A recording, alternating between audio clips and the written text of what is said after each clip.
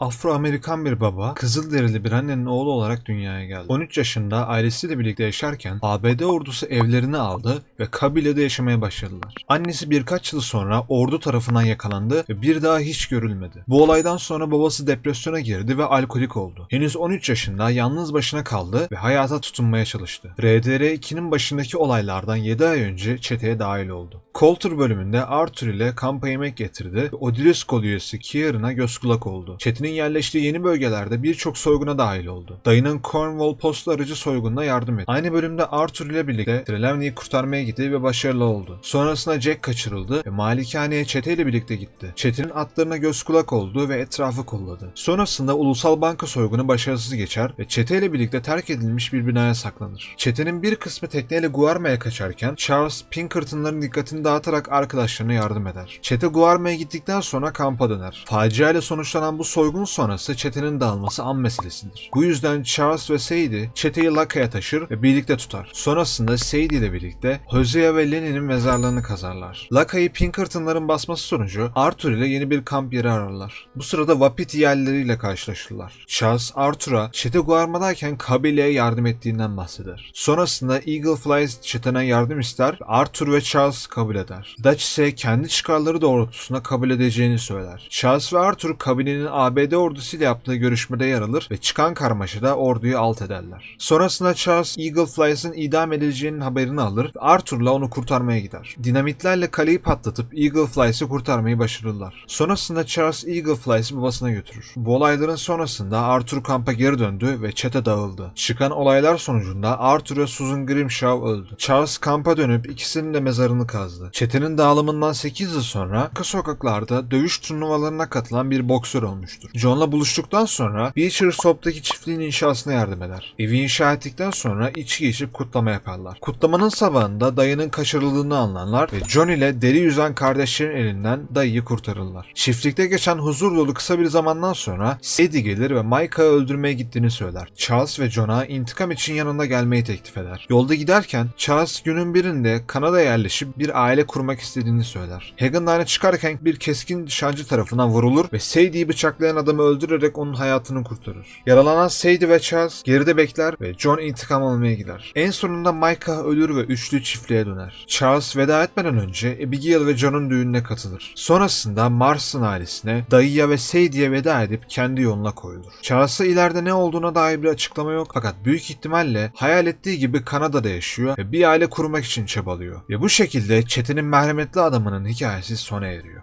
Evet dostlar, Charles'ın hikayesi buraya kadardı. Destek olmak için iki kanalıma abone olmayı ve like atmayı lütfen unutmayın. Yakında ikinci kanala videolar gelecek bu arada. Şu an o kanala video hazırlamaktayım. Açıklamadan Discord adresimize ulaşabilirsiniz. Diğer videoda görüşmek üzere dostlar. Hoşçakalın.